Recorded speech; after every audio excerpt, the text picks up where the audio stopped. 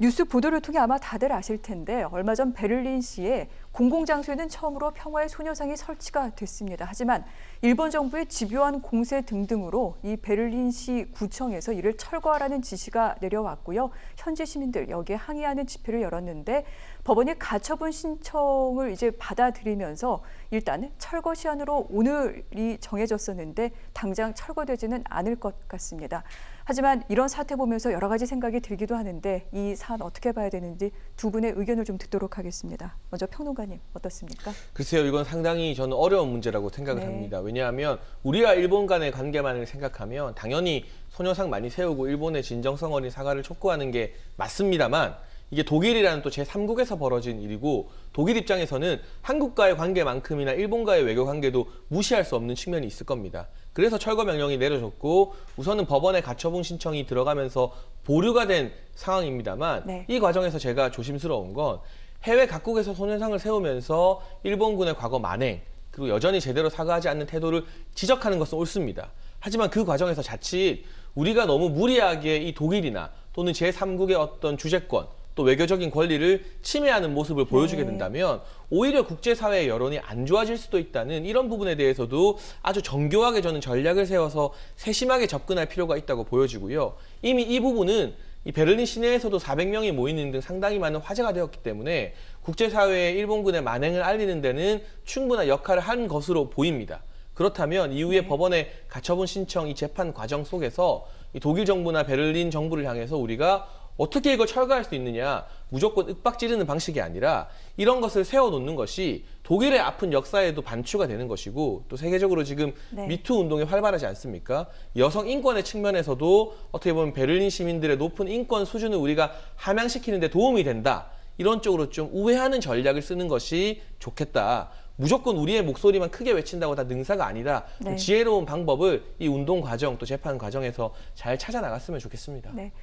이 소녀상은 사실은 이제 예술 작품으로서 1년 시한으로 공공장소에 전시하는 것이 허가가 된 상태이기도 합니다. 그런데 지금 논란이 뜨거워지고 있는 사안인데 슈레더 전 독일 총리 부부, 독일 당국에 이 소녀상 철거 결정을 철회하라 이런 편지를 쓰기도 해서 또 화제가 됐었습니다.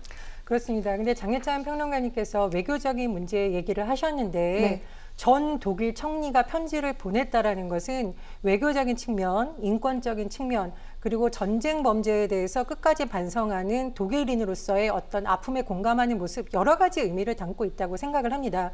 슈레더 전 독일 총리가 이런 표현을 썼습니다.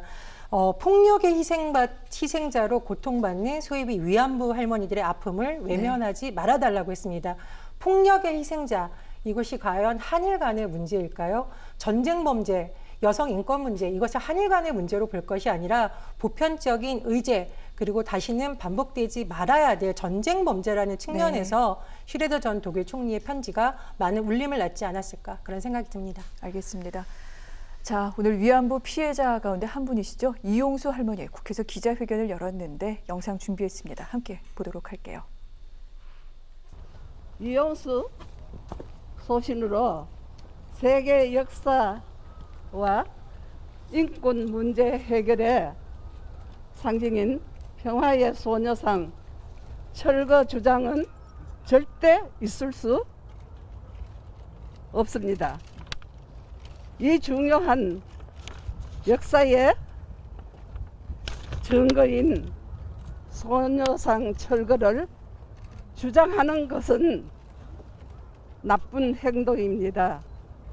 역사의 죄인이요 소녀상은 피해자 할머니들의 한과 슬픔이요 후세 교육의 심장입니다. 독일은 일본과 같이 2차 세계대전 패전 국가이지만 일본과는 다르게 과거 역사를 반성하고 잘못된 역사를 바로잡는 것에 앞장선 나라입니다. 세계 양심의 수도라고 부를 수 있는 베를린의 소녀상은 철거되어서는 안 됩니다. 네, 지금 이용수 할머니 손에 들고 읽은 저 원고 본인이 직접 하나하나 손으로 꾹꾹 눌러 쓴 어떤 그 촉구서이기도 합니다. 아유, 어떻게 보셨습니까, 평론가님? 제가 예전에 한국 여성 수련원장으로 일할 때 성범죄 피해자들을 직접 만날 기회가 있었습니다. 그런데 이분들에게 절대 어떤 피해가 있냐고 묻지 않습니다. 왜냐하면 그것을 떠올리는 것 자체가 엄청난 고통이기 때문이에요. 네. 이용수 할머니가 사실은 세상에 이런 범죄를 알리는 것 자체가 본인으로서는 엄청난 고통을 감내한 것이고요. 그래서 이용수 할머니나 김복동 할머니를 가리켜서 세계 모든 피해 여성의 깃발이라고 부르기도 합니다. 이용수 할머니의 외침 중에서 저는 굉장히 좀 공감이 됐던 부분이 독일은 일본과는 다르게 과거 역사를 반성하지 않았느냐라고 강조하고 있습니다. 사실 근본적인 문제 해결은 일본 정부의 진심 어린 사과고요. 피해자들의 요구를 듣는 것입니다. 그런 부분에 대해서도 우리 정부도 우리 국민들도 다시 한번 좀 관심을 가졌으면 하는 바람입니다. 네. 지금 이 촉구서 이제 주한 독일 대사관으로 전달이 된 상태인데 어떤 영향을 좀 잘 좀 미쳤으면 좋겠습니다. 자, 외교부 얘기를 좀 해보도록 할게요. 아까 말씀을 드렸는데요. 이번 그 소녀상 철거 요청에는 사실 일본 정부가 큰 역할을 했습니다. 일본 외무상, EU 순방 도중에 독일 외교부 장관에게 직접 화상 통화를 통해서 계속해서 압력을 가했고 결국은 독일 정부, 베를린시가 움직이게 된 건데 그러면 이런 생각 드실 겁니다. 우리 외교부는 뭐 하고 있는 거지? 하실 텐데 우리 외교부 일단 정부가 직접 개입할 일이 아니다라고 선을 그었습니다. 이런 외교부의 입장은 어떻게 봐야 될까요? 글쎄요, 사실 외교부 입장에서도 이게 또 윤미향 의원의 이 정의기억연대와 연관된 문제일 수도 있기 때문에 네. 조심스러울 것 같은데 저는 이런 사안일수록 이 민간 시민단체와 정부 부처 간에 아주 긴밀한 조율이 필요하다고 보고 있고요. 독일이 그렇게 이 세계적인 어떤 폭력 피해자들의 이 구제 활동이나 운동에 박한 나라가 절대 아닙니다. 그리고 지금도 동유럽 곳곳에 가면 특히 체코 같은 곳에는 이 나치 피해 당한 이 소년들의 동상 같은 게 세워져 있고요. 네. 거기에 대해서 독일이 그 철거하라는 이야기 안 하고 있고 실제로 베를린에서도 자신들과 직접적인 큰 연관이 없는 오스만 제국의 아르메니아니 학살 사태 이런 것들 추모하는 동상과 기념비가 다 세워져 있어요.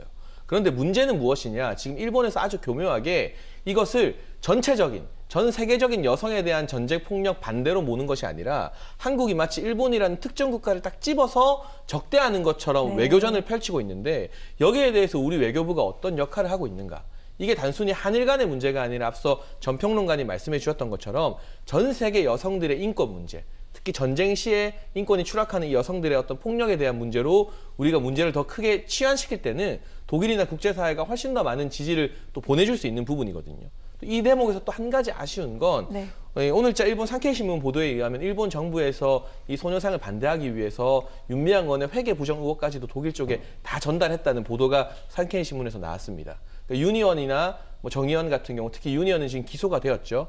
좋은 활동을 참 많이 하셨지만 어찌되었건 본인들이 활동 과정에서 잘못한 부분이 결과적으로는 이 소녀상 건립하고 지키는데 걸림돌이 되는 부분도 사실이거든요. 그렇다면 좀 더 통렬한 반성을 할 필요도 우리 내부적으로는 있어 보입니다. 네. 자, 이 같은 전쟁 성폭력 문제, 비단 우리나라만의 문제가 아니라 이제 국제사회에서도 주목하는 이슈이기도 합니다. 이를 어떻게 다뤄야 할지 여러 가지 부분에서 많은 생각을 하게 되는 그런 이야기인 것 같습니다. 자, 정치권 이슈 두 분과는 여기서 말씀 마무리하도록 하겠습니다. 고맙습니다.